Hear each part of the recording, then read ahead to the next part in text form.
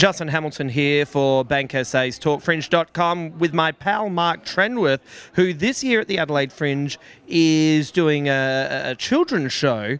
Now, kids can be notoriously difficult. Have you had any interesting experiences so far? I've made 2 kids cry already. So someone's paid money to bring their kids and you've made them tear up. In a they learn about death kind of through Bambi kind of way, or...? Yeah, it's more basically I destroy the heart and souls of any 4-year-old girl that's into fairies. Because the character is called Mr.Snot Bottom, which I think sells itself. I think if you're taking your kid to a show called Mr.Snot Bottom, that's what you're going to get. Yeah. But parents don't realise kids' sense of humour is just sophisticated as an adult. Yeah. And so I launch into my routine about fairy farts. So if your mum puts on perfume, that's actually a fairy fart. Right. And so I start talking about how, you know, your mum's got farts on her if she's wearing perfume, and this kid just lost it. It was just too much. It was a breaking point. She just stood up, bawled, and ran to her mum. That's not even bad about fairies. I know. Like, I think that's a good thing. Yeah. Like, if you're around a fairy and decided to let one rip, you'd go, oh, I can't believe you did that, but that smells of Aramis. Yeah, it's a compliment. Yeah. It's well done. Can I have some?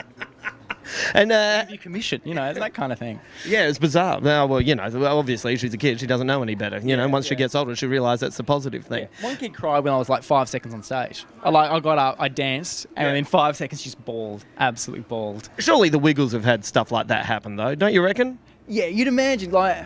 Especially perhaps, but more like that Michael Jackson type of crying, more that, you know, that's my hero, and you just chuck a dummy in, it's fine. It'll be fine. I find that works for me. Hey, you were down performing in Gluttony.